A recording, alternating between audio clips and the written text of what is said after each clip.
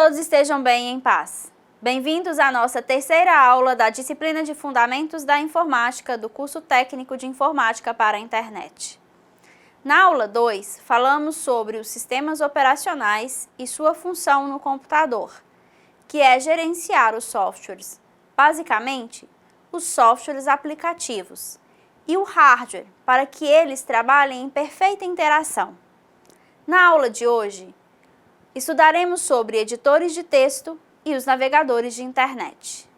Os editores ou processadores de texto são softwares aplicativos que auxiliam nos trabalhos de redação, formatação e edição de textos. Eles certamente são softwares mais utilizados pela maioria dos usuários de computadores e podem ser utilizados para a confecção de textos de qualquer natureza, sejam cartas, trabalhos escolares, relatórios de trabalho, músicas, listas de compras ou o que for necessário. Uma grande vantagem dos editores de texto é que nos permitem visualizar em tela como o documento será escrito de forma muito semelhante, quase idêntica a um formato que será impresso numa folha de papel.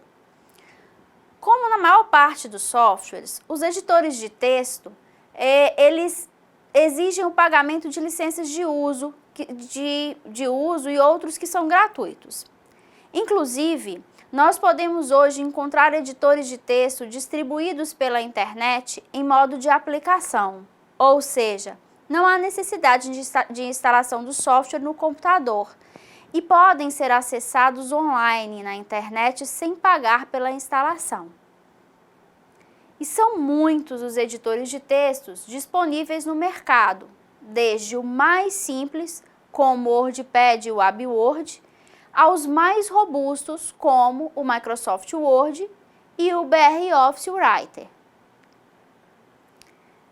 Quando eu trato de editores como sendo mais simples, eu quero apenas dizer que eles têm menos funcionalidades, mas que eles não são ineficientes, eles não são robustos como o Word e o Writer, mas eles são eficientes da mesma maneira.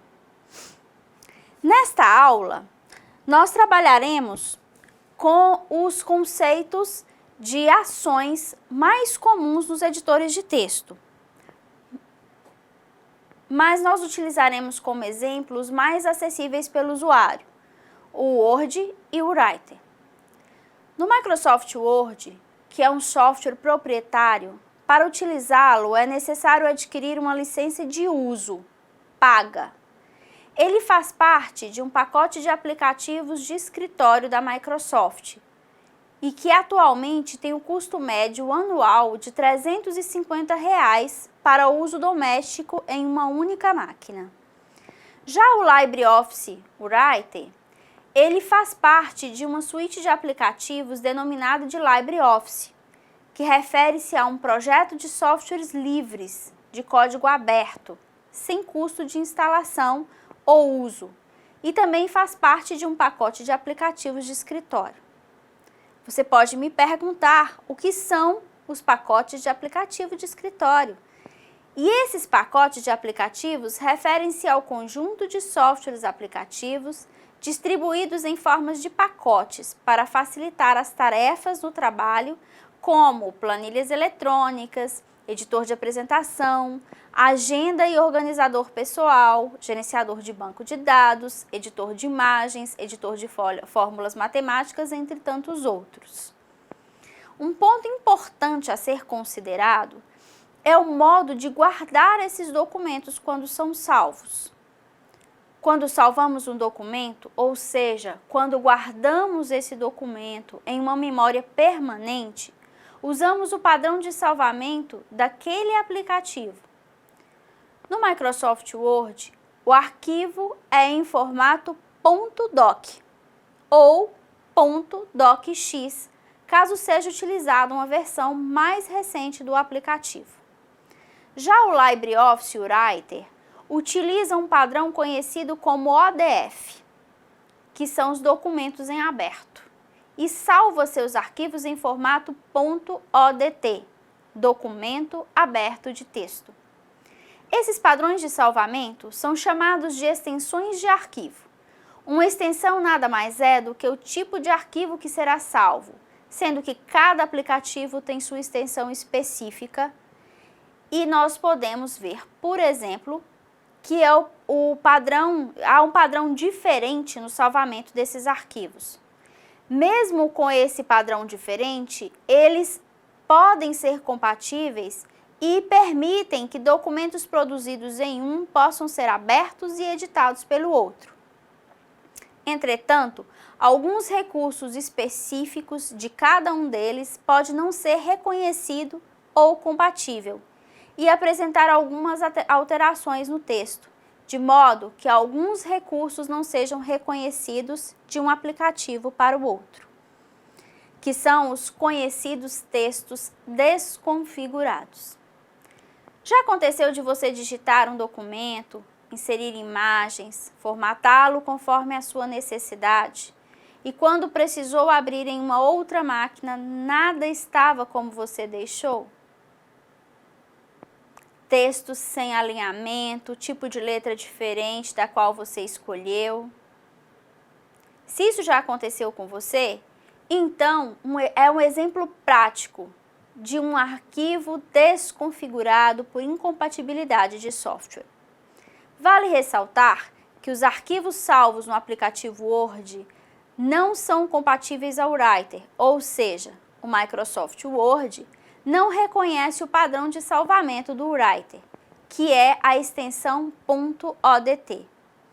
Entretanto, o LibreOffice Writer, além de reconhecer as extensões .doc e .docx da Microsoft Word, ainda possui uma ferramenta que permite que os arquivos gerados no Writer sejam salvos com as extensões .doc e .docx, garantindo que possam ser manipulados pelo Word. Para trabalharmos com os editores de texto, necessitamos de reforçar alguns elementos que serão trabalhados e conhecidos por vocês. São eles: o cursor, a seleção com cursor e duas teclas, a tecla Backspace e a tecla Delete. A tecla Backspace e a tecla Delete.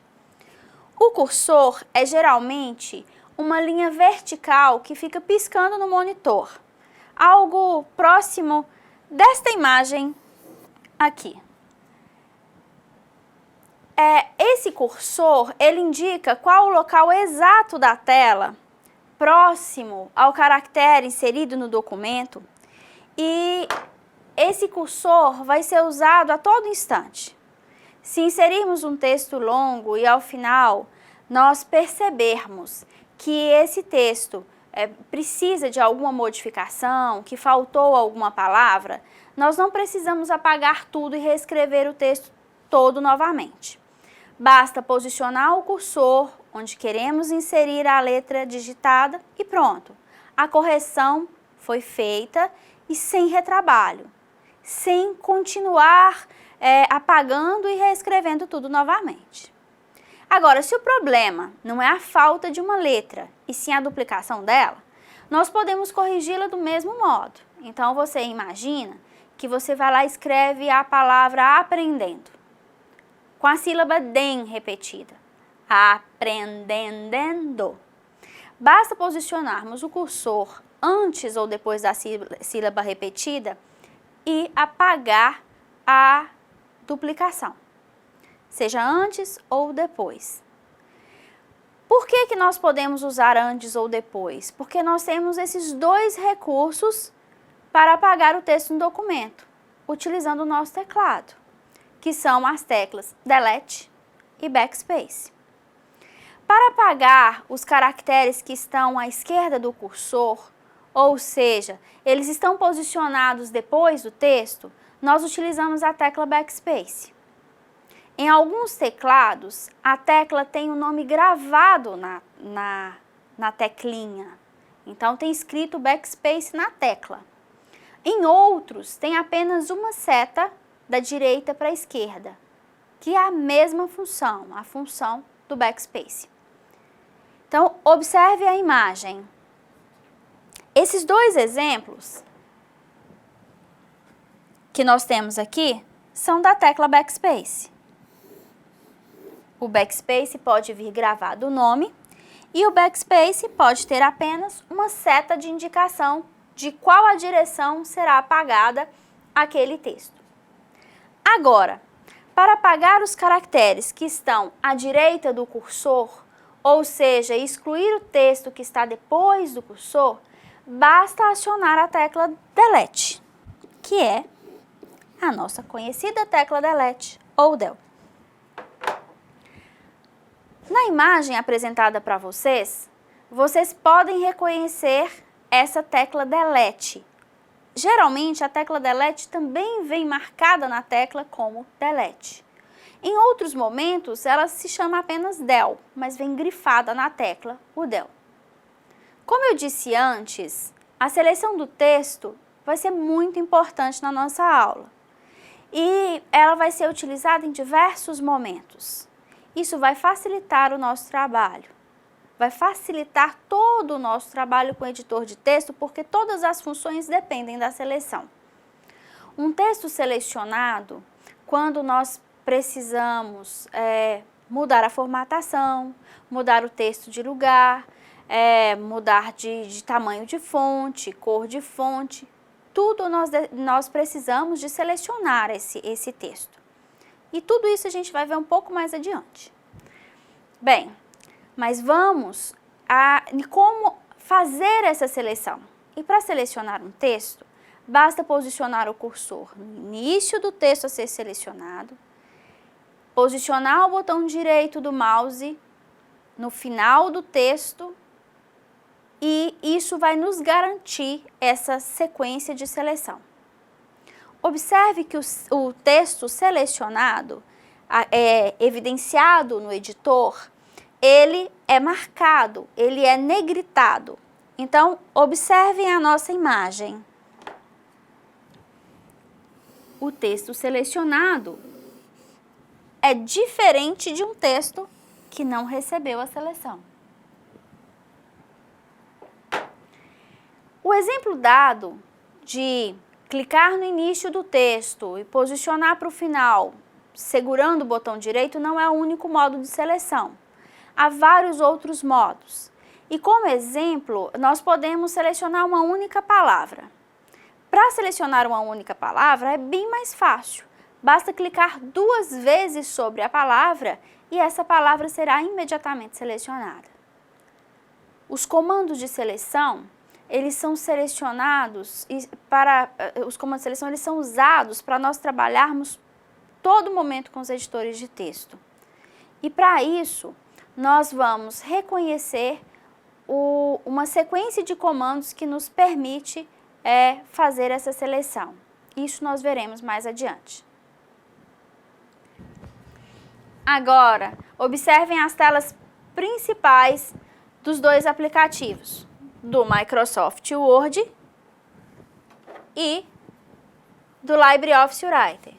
Esse é o Microsoft Word.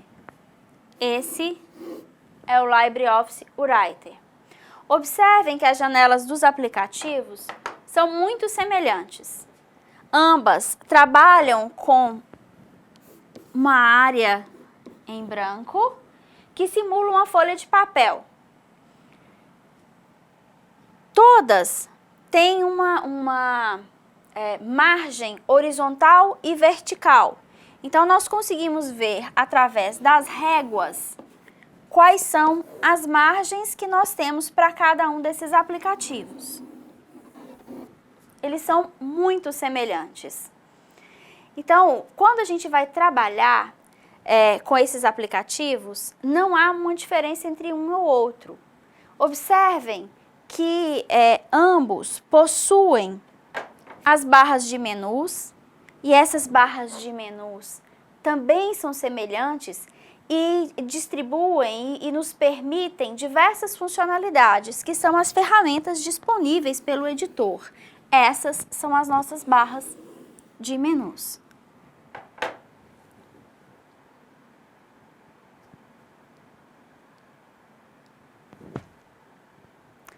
Como falamos anteriormente, esses dois editores são muito semelhantes e compatíveis, podendo ser trabalhados sem nenhum prejuízo pelo usuário.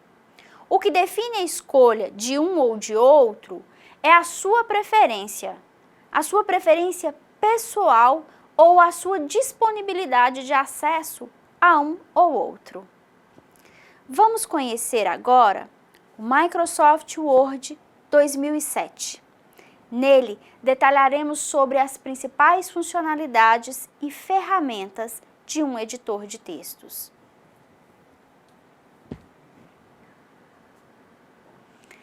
Para iniciar o Microsoft Word 2007, devemos seguir os seguintes passos.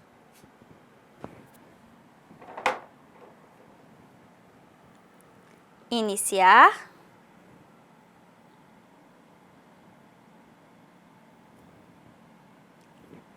Primeiro nós vamos no botão iniciar, depois nós vamos clicar na opção de todos os programas, depois selecionamos o Microsoft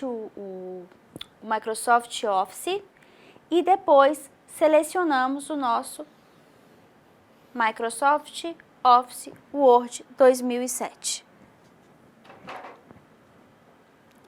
Repetindo, iniciar, programas, Microsoft Office, Microsoft Word 2007. O caminho para acessar o aplicativo pode ser diferente de acordo com o sistema operacional ou a versão do pacote Office que você esteja utilizando. Mas nós estamos considerando o aplicativo Microsoft Word 2007. Vejamos. Essa é a tela principal do Word 2007. Nela, podemos observar os elementos principais do aplicativo. Aqui nós temos a barra de títulos, a nossa barra de títulos. Observem que eu já deixei a indicação para vocês aqui no slide. Essa barra de títulos é o nome, o título do documento que está em uso no momento. Caso o documento ainda não tenha sido salvo em uma memória permanente, ele será nomeado de forma padrão, como documento 1, documento 2, documento 3 e assim por diante. Nós temos ainda a nossa barra de menus, que é essa sequência de elementos que temos aqui. Na barra de menus, nós temos todas as ferramentas oferecidas pelo editor: início, inserir, layout de página, referências, correspondências, revisão e exibição. Cada um dos itens do menu, eles apresentam um conjunto de ferramentas que são disponibilizadas para o usuário. É o caso da nossa barra de formatação, que faz parte do menu início. A nossa barra de formatação é esse conjunto de elementos aqui e faz parte do menu específico que é o nosso menu início. Nela estão todas as ferramentas relativas à formatação do texto, como, por exemplo, tipo, tamanho, estilo e a cor da fonte. A área de trabalho é onde será inserido o nosso texto. Todo esse campo é a nossa área de trabalho, onde nós vamos trabalhar o nosso documento. Ela simula uma página, uma folha de papel, como nós falamos anteriormente. E nós temos ainda as nossas réguas. Essas réguas facilitam a orientação da nossa margem, dos recursos que vão ser utilizados pelo usuário e toda a nossa formatação e configuração de espaço dentro de um documento. Outro ponto importante que nós temos são as nossas barras de rolagem. Nós temos uma barra de rolagem na vertical e uma barra de rolagem na horizontal. As barras de rolagem permitem que nós consigamos movimentar o nosso texto toda a extensão dessa folha e do papel em um documento, parte por parte, trecho por trecho. É a melhor função que nós temos dentro dessa barra de rolagens. Outra barra que temos é a nossa barra de status, que apresenta informações relativas à área de trabalho do editor, como, por exemplo, a quantidade de palavras digitadas, a quantidade de páginas e o idioma que a gente está usando aqui nesse editor de textos, nesse nosso documento. Bem, agora que já sabemos sobre a tela principal do editor, vamos aprender sobre as principais teclas de digitação que nos permitirão movimentar de forma ágil pelo texto que estamos trabalhando. Vejam.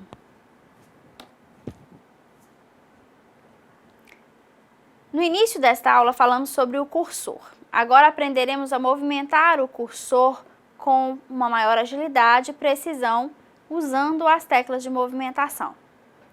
No teclado, observem que nós temos 4 setas bem posicionadas, que apontam para as 4 direções, direita, esquerda, para cima, para baixo. São as teclas de direcionamento.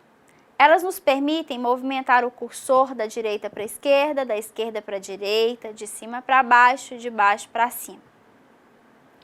Observe que essas teclas de direção, elas ficam muito próximas umas das outras. E você não pode confundir a tecla de movimentação da direita para a esquerda com a tecla backspace. A tecla de movimentação, ela não apaga, ela apenas muda o cursor de lugar. E a tecla backspace vai apagar o seu texto da direita para a esquerda. Aqui nós temos uma sequência de teclas. Como falei, nós temos as nossas 4 teclas de posicionamento. E nós temos ainda um conjunto de teclas que, acionadas, elas têm uma funcionalidade específica. Então, quando selecionamos a tecla Ctrl, acionamos a tecla Ctrl junto com a tecla de movimentação da direita para a esquerda, nós estamos selecionando uma palavra para a esquerda. Quando usamos a tecla Ctrl acionada junto com a tecla de movimentação da esquerda para a direita, nós estamos selecionando, movimentando uma palavra para a direita. Quando clicamos na tecla End, automaticamente o cursor vai para o final da linha. Quando teclamos a tecla Home, automaticamente o cursor se posiciona no início da linha. O mesmo acontece com a tecla Ctrl mais posicionamento superior. O que acontece quando nós colocamos tecla Ctrl e setinha de posicionamento superior? O cursor vai parar um parágrafo acima. Ctrl mais posicionamento para baixo, o cursor vai um parágrafo para baixo. E aí nós temos outras teclas de movimentação importantes. A Page Down, que é uma janela para baixo. Pula, adianta o cursor uma janela para baixo. Page Up, que leva o cursor uma janela para cima. Acionarmos 2 teclas ao mesmo tempo, Ctrl mais Page Down, o cursor vai até a parte inferior da janela. Ou seja, na tela de apresentação que estamos trabalhando, o cursor vai se posicionar na parte inferior dela. Quando teclamos Ctrl junto com Page Up, esse cursor vai parar na parte superior da janela que estamos trabalhando. E agora nós temos mais 2 opções. Ctrl mais End. Nós temos a opção de levar o cursor para o final do documento. no último caractere que foi digitado. E o Ctrl Home, quando nós queremos ir para o início do documento, no primeiro caractere que tenha sido digitado. Essas são as principais teclas e comandos de movimentação que nós temos.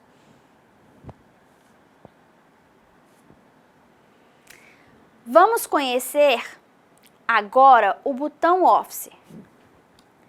Esse botão Office, ele está no canto superior esquerdo da tela do Word. Observem esse botão. Esse é o nosso botão Office.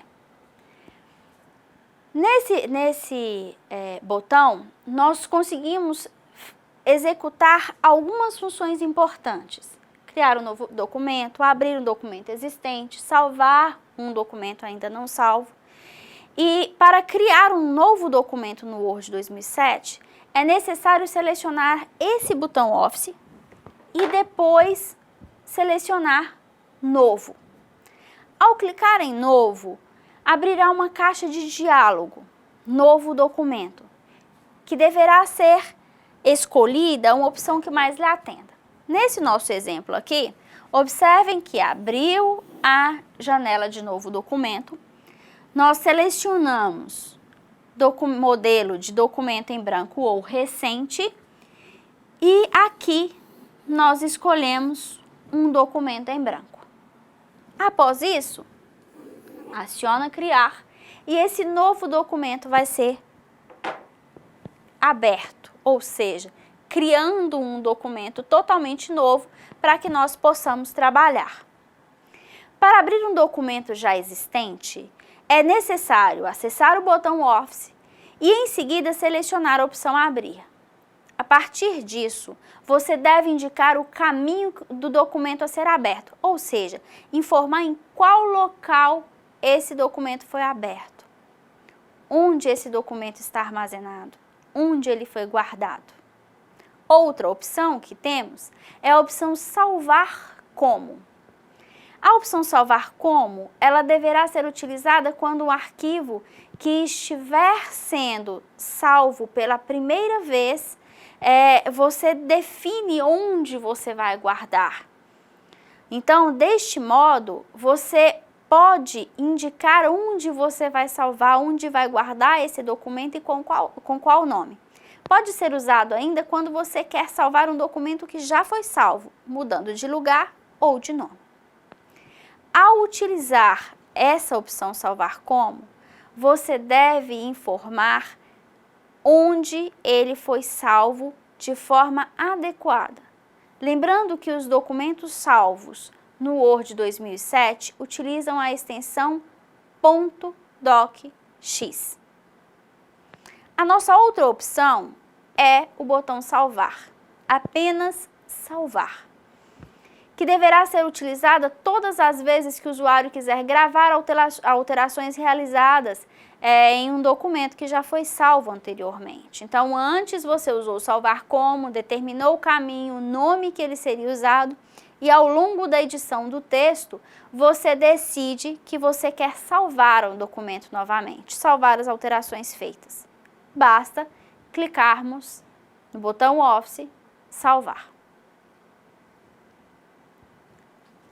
Outra opção importante do editor de textos é auxiliar na correção e verificação da ortografia.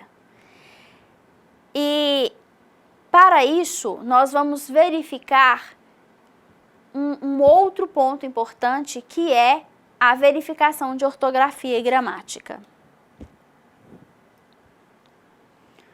O Word, ele oferece para a gente duas formas de nós verificarmos ortografia e gramática. O primeiro deles, quando a gente digita um texto, esse texto ele está inserido no nosso documento. Então, a gente seleciona, clica com o botão direito e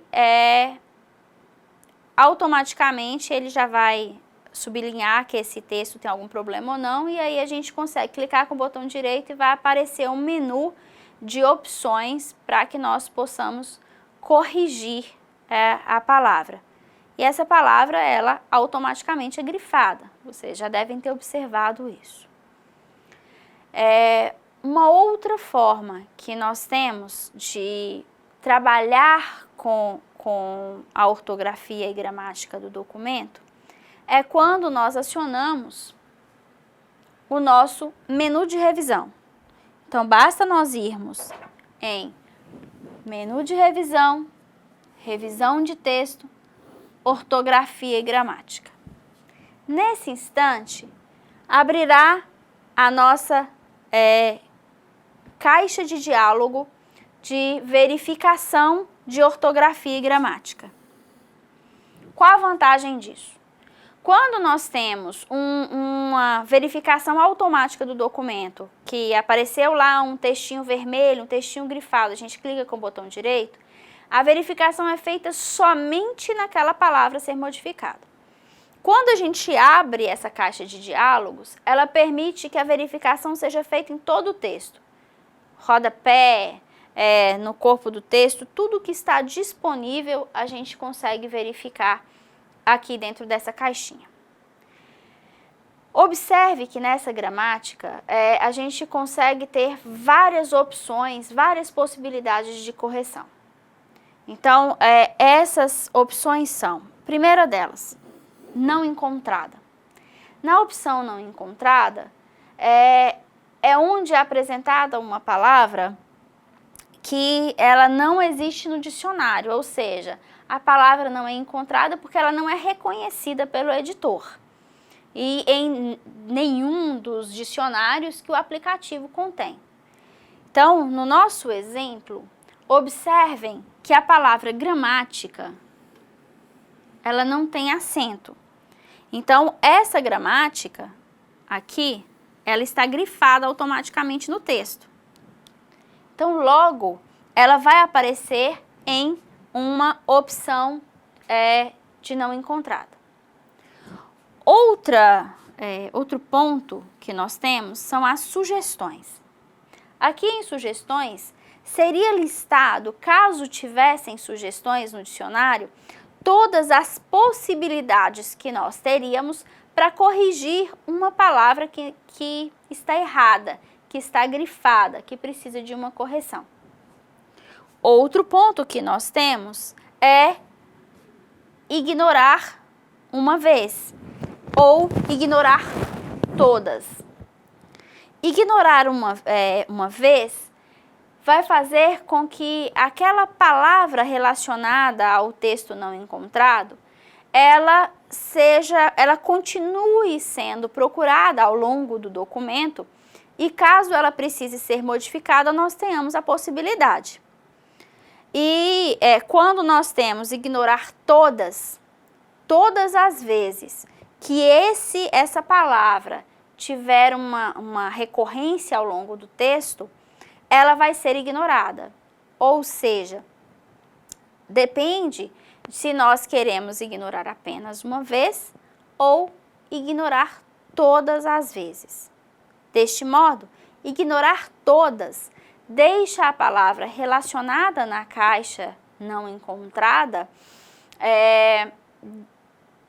inalterada todas as vezes que tiver essa ocorrência na seção atual do Word.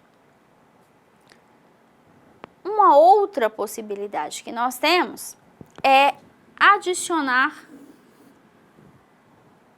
ao dicionário.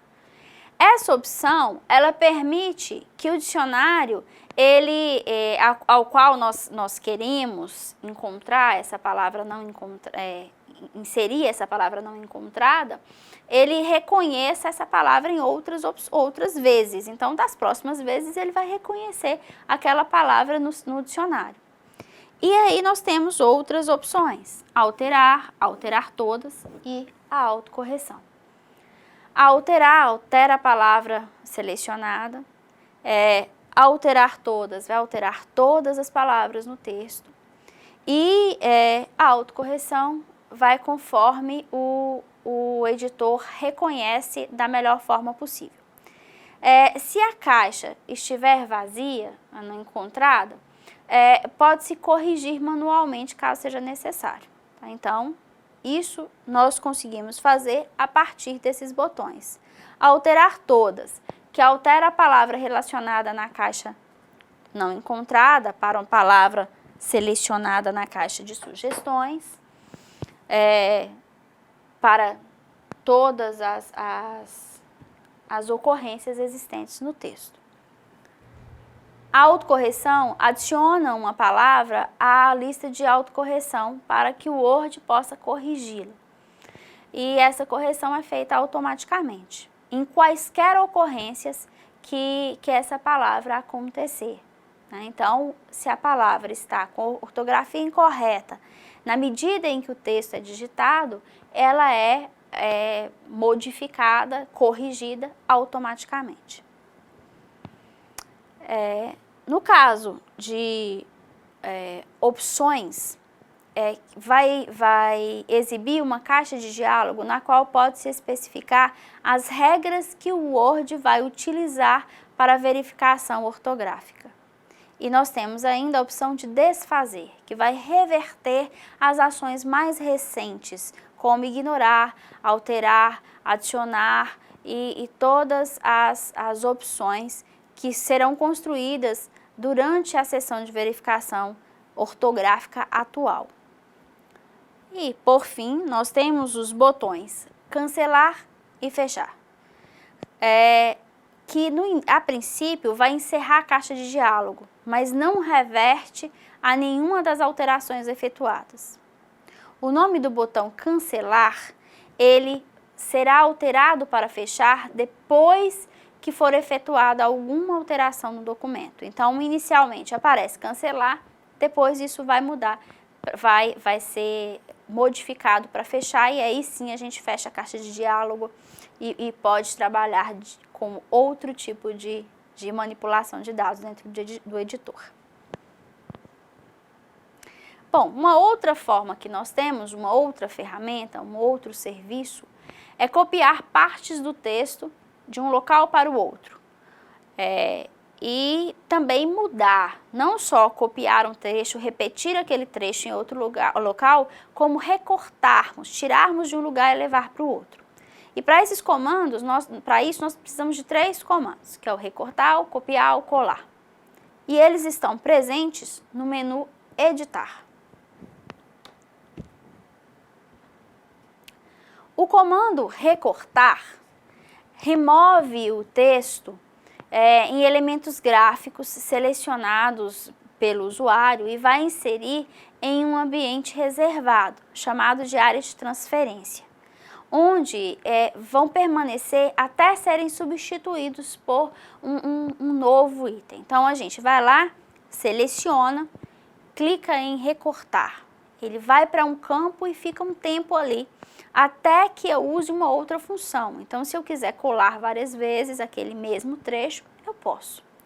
Então, para que eu consiga inserir aquele texto recortado em um outro local, eu vou precisar colar esse trecho em uma outra parte. E para isso eu uso o comando colar.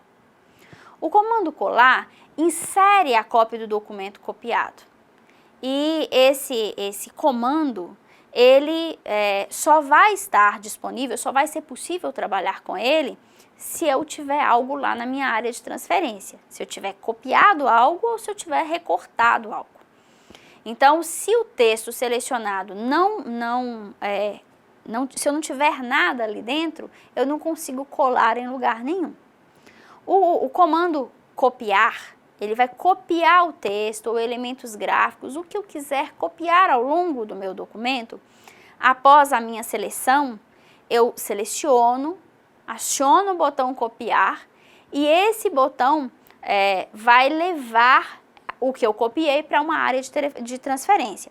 Mas não apaga o texto, não apaga nem o texto e nem os elementos gráficos que eu acaso selecionei, como é feito no recortar.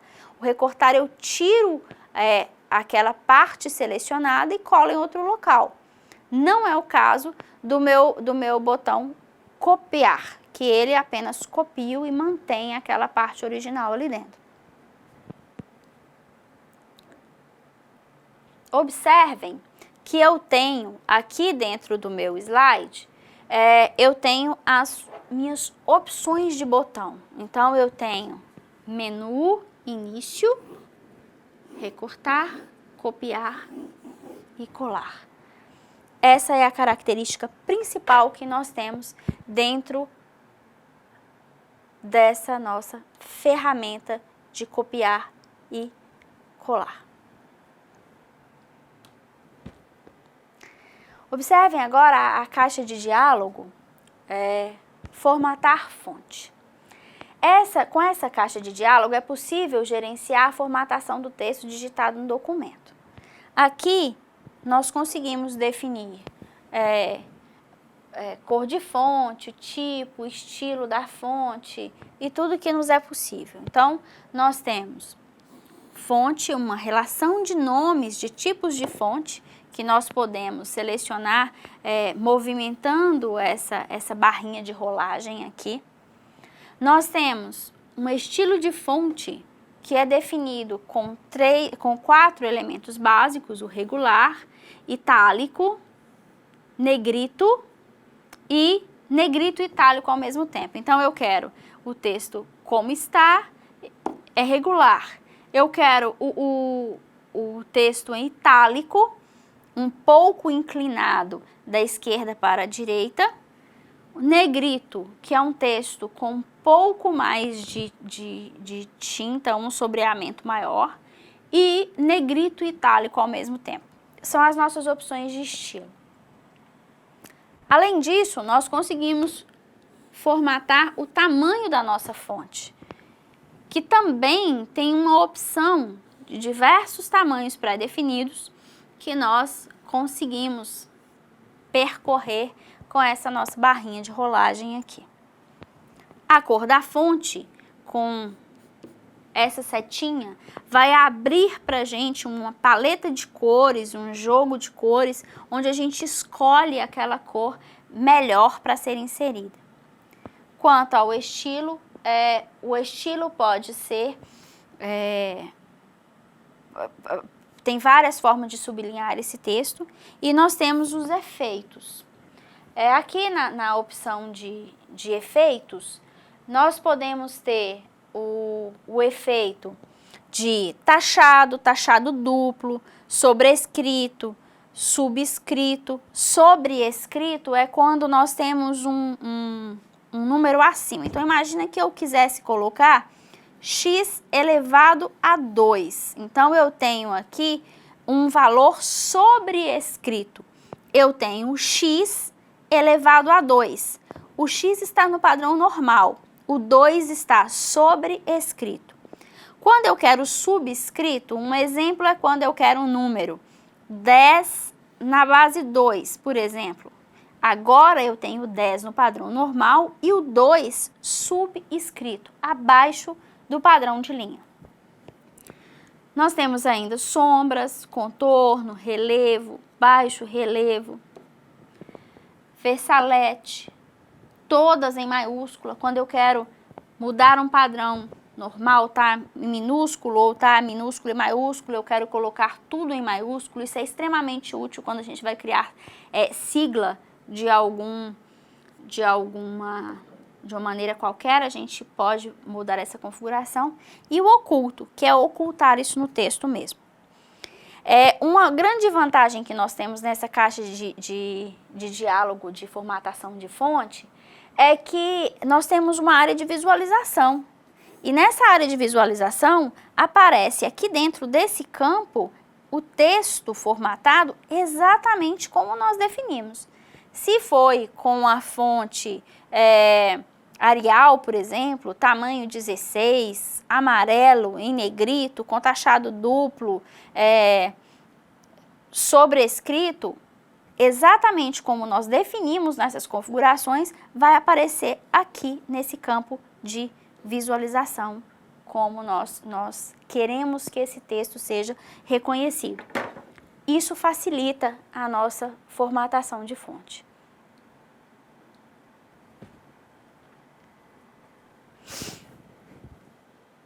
Para definir as formatações de parágrafos, nós temos a caixa de formatação de parágrafos.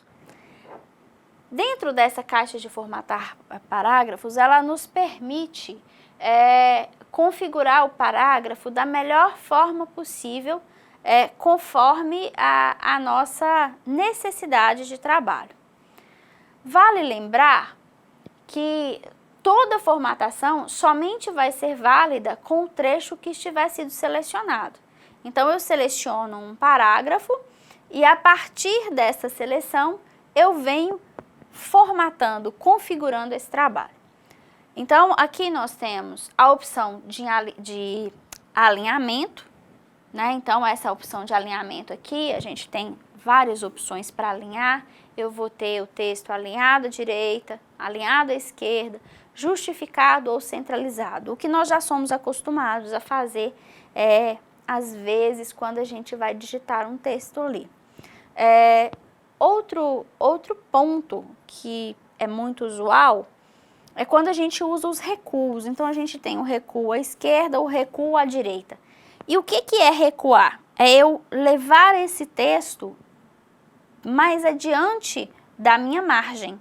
Então, eu vou usar aquelas minhas réguas apresentadas anteriormente para eu poder ter um recuo do meu texto. Então, esse recuo pode ser à esquerda ou à direita, e aqui a gente vai colocar quantos centímetros de recuo a gente necessita. Um outro recuo que nós temos é o recuo especial. Geralmente a gente usa o recuo especial de primeira linha, ou seja, lá no início do parágrafo resolvemos colocar um recuo especial. Então a gente clica aqui, seleciona que tipo de recuo que a gente quer, geralmente é o recuo de primeira linha, e a gente define também quantos centímetros de primeira linha a gente vai querer. Espaçamento entre linhas. Queremos linhas mais juntas, linhas mais espaçadas? Então, nós temos espaçamento antes e depois. Eu tenho de uma linha para outra, qual é o espaçamento que eu tenho? Nesse caso, tem 0 pontos, então as linhas estão próximas. O espaçamento entre elas, eu vou ter simples ou eu vou ter múltiplos? Eu vou ter duplicado? Então, todas as vezes que eu seleciono essas opções, na visualização eu também consigo observar aqui dentro como é que o meu texto vai ficar, como é que a minha formatação de parágrafo está sendo selecionada. Por fim, nós podemos observar que as funcionalidades disponíveis no menu inserir, elas são diversas. Então, dos menus que nós vimos anteriormente, né, nós vimos várias opções ali. E agora eu vou apresentar para vocês o menu inserir, que é extremamente importante. Dentre essas opções, nós temos a opção de formatar páginas, inserir uma página de rosto, uma página em branco, quebra de página, quebra de seção.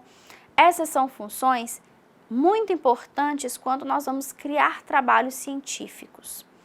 E para isso, quando a gente está criando um documento científico, um trabalho científico, nós precisamos padronizar esses documentos. E esses documentos mais formais, eles seguem padronizações específicas, com margem exata, com uma folha de rosto, com várias funcionalidades. No menu inserir, nós podemos também inserir ilustrações, imagens salvas pelo usuário no computador, em uma memória permanente. Ou ainda, nós usamos imagens que fazem parte do aplicativo. O clip art, figuras que são oferecidas por ele, como por exemplo, formas geométricas, que ele tem uma gama de formas geométricas que a gente pode usar, círculo, quadrado, elipse, e várias outras fórmulas. E também nós podemos ainda usar um Smart Art, que é um conjunto de elementos gráficos que facilitam que o usuário manipule essas fórmulas gráficas de uma forma mais fácil, utilizando esse recurso. E, além disso, nós podemos inserir tabelas, e nas tabelas a gente colocar a quantidade de linhas que queremos, quantidade de colunas, tudo isso conforme o usuário quer e necessita. Nas tabelas, além dessa inserção, nós conseguimos também configurar essas células, essas tabelas com linha de uma cor, plano de fundo de outra forma, tudo isso é feito com o menu inserir. Outra ferramenta importante nesse menu, que é o nosso menu inserir que estamos falando aqui, é a inserção de equações matemáticas e símbolos. Nesse caso, nós temos diversas possibilidades de caracteres especiais para compor esse texto, de uma forma mais adequada, sem perda para o leitor, sem o leitor tentar adivinhar que símbolo é aquele que inserimos. Então, um exemplo desses símbolos que nós temos é quando nós queremos inserir, por exemplo, uma raiz quadrada de um número. Olha no seu teclado e veja se tem um símbolo de raiz. Não tem. E o pi? O alfa?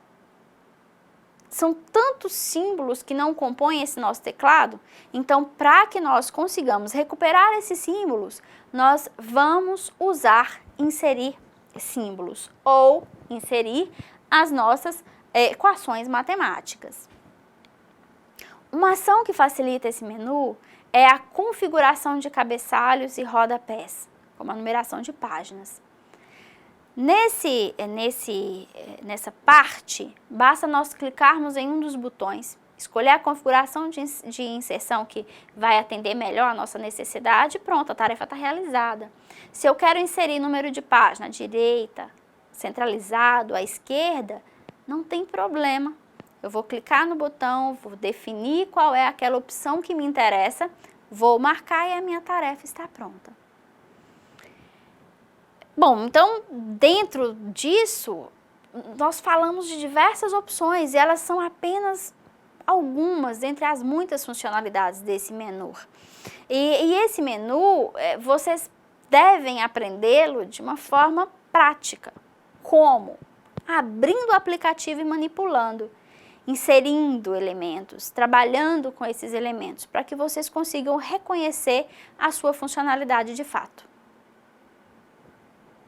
Bom, aqui encerra o nosso assunto de Microsoft Word 2007 e editores de texto.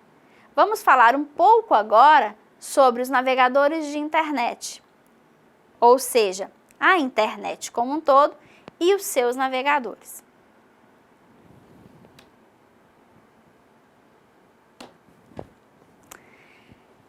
O surgimento da internet, né, e esse contexto de internet, ele é envolvido, né, por um conjunto de elementos que definem o seu funcionamento.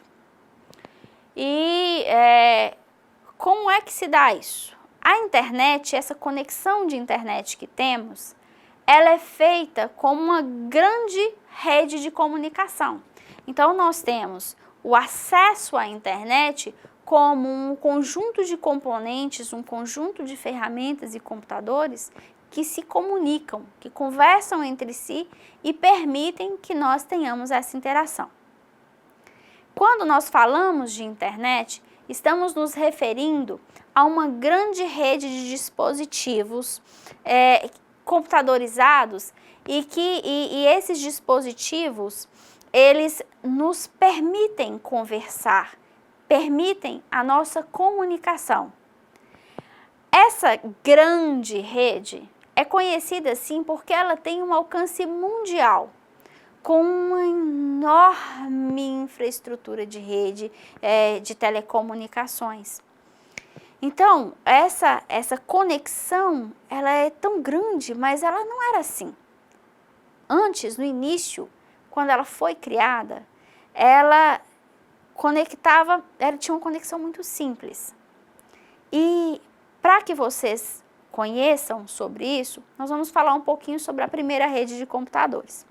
primeira rede de computadores, ela entrou em funcionamento em 1º de setembro de 1969. E ela foi criada pelos esforços de uma das mais inovadoras instituições de pesquisa do mundo, a Agência de Projetos de Pesquisa Avançada, ARPA. ARPA. ARPA. Essa Agência de Projetos de Pesquisa Avançada, ela fazia parte do Departamento de Defesa dos Estados Unidos da América. E passou e doou o seu nome para essa interconexão de rede, que eles chamavam de ARPANET. Era a unção do nome da agência com a NET, ARPANET. Naquela época, a internet servia apenas como comunicação das forças militares americanas. A invenção evoluiu ao longo dos anos e isso se deu com um conjunto de esforços coletivos. Não foi apenas um grupo de pessoas, um grupo de estudiosos ou cientistas. Um conjunto de pessoas, um conjunto de esforços foi reunido para possibilitar uma padronização de tecnologias, o que garantiu a comunicação de dados em ambientes tão diferentes como temos hoje. Hoje comunicamos computadores, tablets, computador com celular, celular com tablet, tantas outras comunicações que nos são possíveis a partir da internet. A internet, ela evoluiu de tal modo que quando foi criada, estabelecia uma maravilhosa conexão entre dois computadores, entre o meu computador e o seu computador. Isso evoluiu e permitiu a conexão entre diversas máquinas em um só ambiente. Diversas máquinas se comunicavam umas com as outras e isso era fantástico. Só que para o nosso benefício, isso não parou por aqui. A internet passou a permitir o acesso de múltiplos computadores, geograficamente separados. Isso nos permitiu ter acesso a um número ilimitado de informações e a encontrar pessoas que há anos não tínhamos notícias, ou ainda passou a nos permitir ter acesso a pessoas que mesmo de uma forma distante, mesmo superficialmente, um contato que não nos seria possível sem a conectividade. Isso é tão genial que a internet nos permite ter uma conversa ao mesmo tempo com pessoas que estão em países totalmente diferentes. Diversas pessoas conversando, sendo que cada uma delas pode estar em qualquer lugar do mundo. Isso ocorre como se todas elas estivessem presentes numa mesma sala, em um mesmo ambiente, como se não existisse distância, como se não existisse uma separação física. Sem essa maravilhosa tecnologia, hoje não estaríamos aqui nessa aula cumprindo o objetivo deste curso. Não é verdade? Então, vale ressaltar que a internet não possui um dono ou uma entidade responsável por ela. Ou seja, a internet é uma rede de computadores de acesso público ilimitado, que utiliza a infraestrutura de serviços de telecomunicações. Mas essa não propriedade, esse não ter dono, não faz da internet algo sem controle. Ela é gerenciada por diversos consórcios. E esses consórcios, eles têm, são consórcios internacionais, e eles têm a característica e a tarefa de incorporar e agregar várias empresas filiadas que proponham e desenvolvam padrões cada vez mais eficientes e relevantes para o acesso a essa rede. E esses padrões eficientes e relevantes envolvem segurança. Sendo assim, como é que acontece essa conectividade? Como é que nós conseguimos ter acesso uns com os outros, máquina com máquina, equipamento com equipamento. Em geral, há diversos meios de comunicação, como a internet, comunicação com a internet, perdão. Vamos falar de um mecanismo de tecnologia em modelo cliente-servidor. O modelo cliente-servidor prevê que seja armazenado um serviço em um elemento chamado servidor, que compartilha os diversos outros dispositivos e aplicações que sejam eles, computadores, celulares, tablets, qualquer dispositivo. Esses nós chamamos de clientes. Essa aplicação nada mais do que ter um servidor à disposição de seus clientes. Um cliente solicita um serviço e o servidor atende. Sendo assim, o servidor é responsável por receber requisições de aplicações clientes e pode ou não serem atendidas por esse servidor.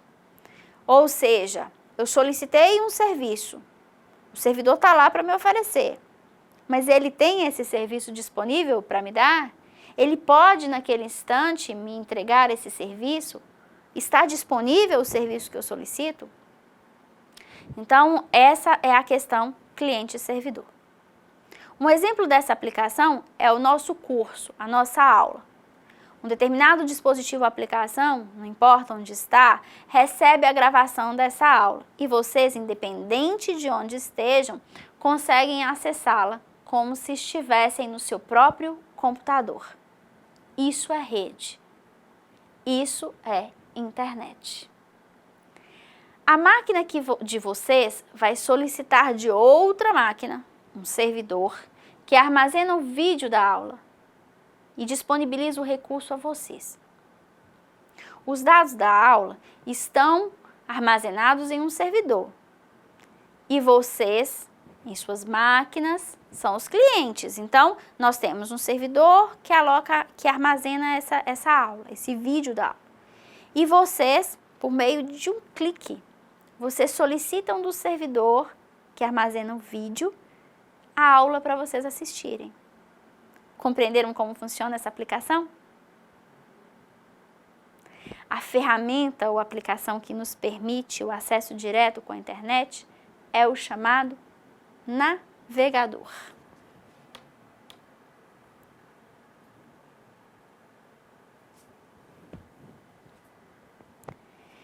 Esse navegador, ele pode ser chamado de navegador ou browser.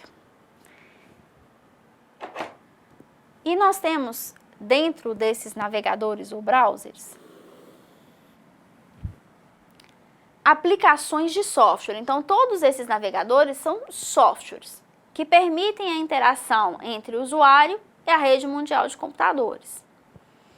Os navegadores mais conhecidos, mais comuns, são vários aplicativos de navegação, e não dá para listar todos, vamos listar aqui apenas os mais conhecidos. São o Google Chrome, da Google, que é representado por esse ícone, o Internet Explorer, da Microsoft, que utiliza esse ícone aqui, e o Mozilla Firefox, também muito comum. Então, esses navegadores, eles disponibilizam um acesso à internet. Então, é um software que nós temos que vai possibilitar uma interface com o usuário que faz com que nós consigamos ter acesso a essa aplicação. Vale lembrar que esses aplicativos de navegadores, esses navegadores aqui, eles podem ser instalados em qualquer máquina. Mas o Internet Explorer, ele acompanha o sistema operacional da Microsoft. Então, todos os sistemas, todos os computadores que têm inserido o sistema operacional, o Windows, automaticamente ele já vem instalado o Internet Explorer. Por isso que é tão comum as pessoas utilizarem ele. Quanto à qualidade, à performance de cada um desses browsers, nós não podemos avaliar, nós não podemos dizer qual é mais importante, mais eficiente. Cabe a cada usuário avaliar e verificar qual das opções oferecidas por cada um desses browsers convém. Então, cada navegador tem a sua característica. Por isso, cada usuário deve utilizar e escolher o navegador que mais te interessa. Então, é importante que nós conheçamos, além desses 3 navegadores, as outras opções disponíveis no mercado. Então, esses navegadores que vão acessar essas páginas da internet, eles utilizam de endereços. E esses endereços permitem que nós consigamos encontrar quais os locais que nós queremos acessar. Então, no caso do nosso curso, nós iremos acessar um endereço que está vinculado ao nosso ambiente de estudo. Então, o endereço de acesso que o browser vai usar para que nós possamos encontrar o nosso ambiente de estudo vai ser esse aqui: http://virtual.ifnmg.edu.br. Este é o endereço que permite identificar o tipo de protocolo, a configuração de acesso utilizado pelo servidor. E nesse caso, nós estamos utilizando um HTTP, que é um protocolo específico para conexões de internet. Além disso, nós estamos tendo acesso ao endereço do IFNMG. Cada endereço, ele leva consigo a sua localização mesmo. Então, cada endereço ele está vinculado a uma instituição, a uma organização ou a um endereço de localização que foi registrado anteriormente. Então, cada endereço ele precisa de um registro. E esse registro ele não é feito de forma aleatória, não. Nós temos órgãos que permitem que esse registro seja feito de forma coerente. Então, o órgão, ele controla a criação de cada um desses registros. Então, a gente não consegue ter 2 organizações que tenham registrado o mesmo endereço, o mesmo domínio, como a gente chama. Então, esses registros, eles são controlados por uma entidade. Assim como a gente tem um registro de nascimento, a gente tem um órgão para poder criar esses registros ou domínios para que a gente tenha acesso.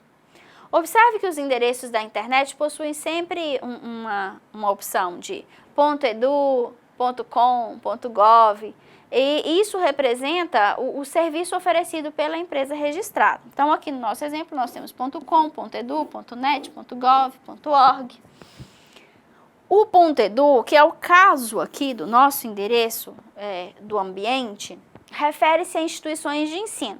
Então, as instituições de ensino, na maior parte, geralmente, são as instituições de ensino que têm o ensino superior, elas são acompanhadas por .edu. .com, também coloquei aqui no nosso exemplo, refere-se a endereços destinados a sites comerciais. Geralmente sites de venda, mesmo que seja uma instituição de ensino, mas que ela seja uma instituição de ensino cadastrada como comercial. Tem o .com. E aí nós temos .gov, que é um site do governo, né? E tantos outros que nós temos aqui, .org, órgãos governamentais, e vários outros tipos de site classificados pela aplicação daquela empresa, pela forma de atuação daquela empresa. Por fim, nós temos um outro elemento extremamente importante aqui nesse nosso hiperlink, que é o ponto .br. O ponto .br, ele deixa claro que essa empresa, que essa instituição é brasileira, por isso o ponto .br. Nós poderíamos ter o ponto .ar da Argentina ou ponto .pt de Portugal. Esses dois últimos itens aqui, o ponto .br, eles vão indicar qual é o país que aquele hiperlink pertence.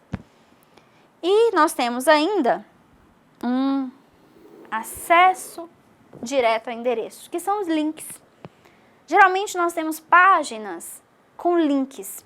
E esses links são formas que nós temos de acessar o endereço embutido em uma página da internet de uma forma rápida, sem nós precisarmos ficar procurando o endereço e digitando o endereço lá na barra de endereços do nosso navegador. Então, os links, eles fazem chamadas de endereços embutidos na nossa página. E aí a gente vai ter o acesso rápido e direto àquilo que nos é interessante. Então é isso. Finaliza aqui a nossa terceira aula da disciplina de Fundamentos da Internet. Na próxima aula, estudaremos sobre planilhas eletrônicas e suas aplicações. Permaneçam bem e em paz. Até breve. Tchau.